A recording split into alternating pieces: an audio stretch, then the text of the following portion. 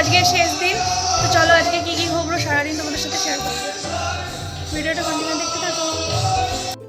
তো গান শুনতে যাবো তার আগে ননদের মেয়ে বললো চলো মামি একটু খেলা করি। তো ওর সাথে সাথে আমিও বাচ্চা হয়ে গিয়ে ওর সাথে একটু খেলা করলাম। তো এগুলো খুব ভালো লাগে। তো ও বললো তাই খেললাম। তো তারপরে চলে আসলাম গানের কাছে, গান শোনার জন্য। তো আজকে ছিল সূর্য পূজা। তো সেটা দেখার জন্য এক্সাইটেড ছিলাম, কারণ আমি এর আগে কখনও দেখিনি, ফার্স্ট টাইম দেখছি। তো অনেক এক্সাইটেড ছিলাম। আর এই যে ইনি করবেন, ইনার নাম আমার জানা নেই, তবে খুব সুন্দর করেছে। তোমরা শোনো আর কমেন্টে অবশ্যই জানিও কেমন করেছে।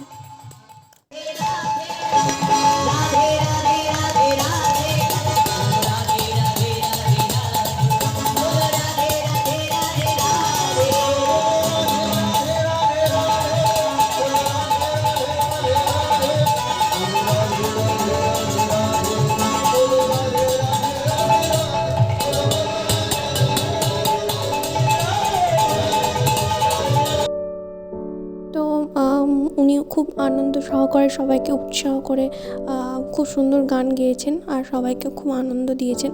তো তারপরে শুরু হয়ে যায় এই যে সূর্য পূজা। তো দেখো মহিলারা কত এনজয় করে সূর্য পূজা করছে, একদম নাচ করে করে। তো আমাকে বলেছিল করার জন্য, বাট আমি যেহেতু জানি না সেই জন্য এবার আমি দেখে নিলাম, পরের বার থেকে আমিও হয়তো করব। তো ভগবান যেতে চায় অবশ্যই।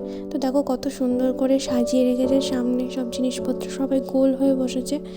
আর হচ্ছে চারিপাশে প্রচুর লোকজন ছিল।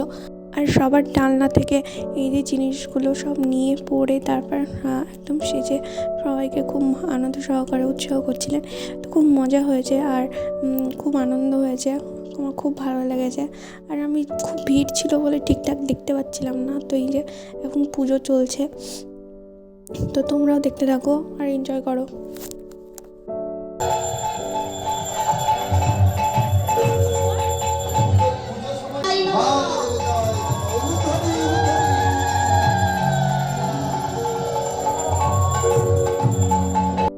তো পুজোর শেষে দেখছি যে ইনাকে সবাই ঘিরে ধরেছে, আর জানি না কেন।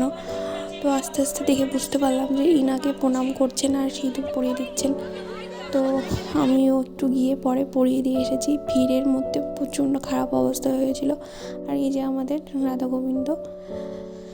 তারপর এখানে আমি দেখছি ভিড়, তো আমি ভাবছি কেন ভিড়, তারপরে গিয়ে বুঝতে পারলাম যে এখানে পায়েস বিতরণ হচ্ছে। আর অবশ্যই ভিডিওটা কেমন লাগলো জানিও, do like share and subscribe করে দিও।